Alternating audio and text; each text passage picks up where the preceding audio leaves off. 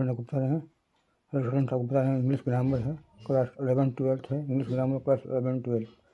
Synthesis chapter है, third video है। Synthesis मतलब होता है संश्लेषण, संश्लेषण मतलब होता है जोड़ना। तो इसमें हम बताए थे कि दो या दो से अधिक सिंपल सेंटेंस को जोड़ करके सिंपल सेंटेंस, कंपाउंड सेंटेंस या कोऑर्डिनेट सेंटेंस बनाना, कॉम्प्लेक्स सेंटेंस बनाना। सिंपल सेंटेंस, कंपाउंड सेंटेंस या कॉम्प्लेक्स सेंटेंस बनाना, ये होता है सिंथेसिस में पढ़ते हैं हम। दो या दो से सिंपल सेंटेंस दिया हो, दो सिंपल सेंटेंस दिया हो, दो सिंपल सेंटेंस या दो से अधिक सिंपल सेंटेंस दिया हो, ये दो सिंपल सेंटेंस दिया हो, दो से अधिक सिंपल सेंटेंस दिया हो तो उसको जोड़ करके हम सिंपल सेंटेंस बनाते हैं, कंपाउंड सेंटेंस बनाते हैं, कॉम्प्लेक्स सेंटेंस बनाते हैं। इसी को हम सिंथेसिस पढ़ते हैं। सिंथेसिस यही होता है।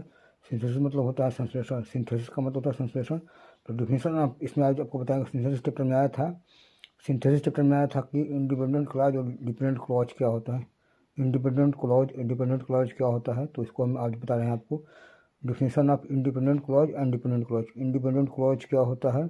इंडिपेंडेंट क्लॉज होता है स्वतंत्र उपवाक्य, स्वतंत्र उपवाक्य। इंडिपेंडेंट में स्वतंत्र, क्लॉज में उपवाक्य होता है। स्वतंत्र उपवाक्य क्या होता है?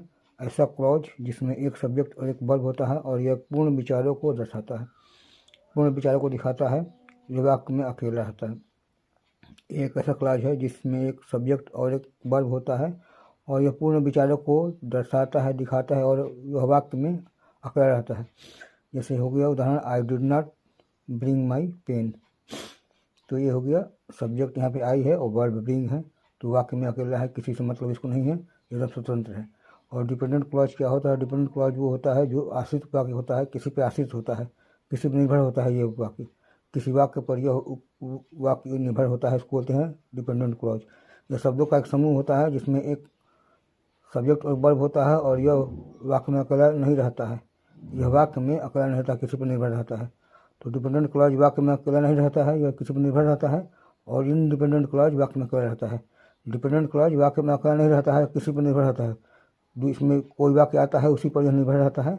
तो जैसे हो गया while I go to there, while I go there. तो इसमें आपको सिंथेसिस चैप्टर में आया था इंडिपेंडेंट क्लॉज और डिपेंडेंट क्लॉज आपको बता दिए।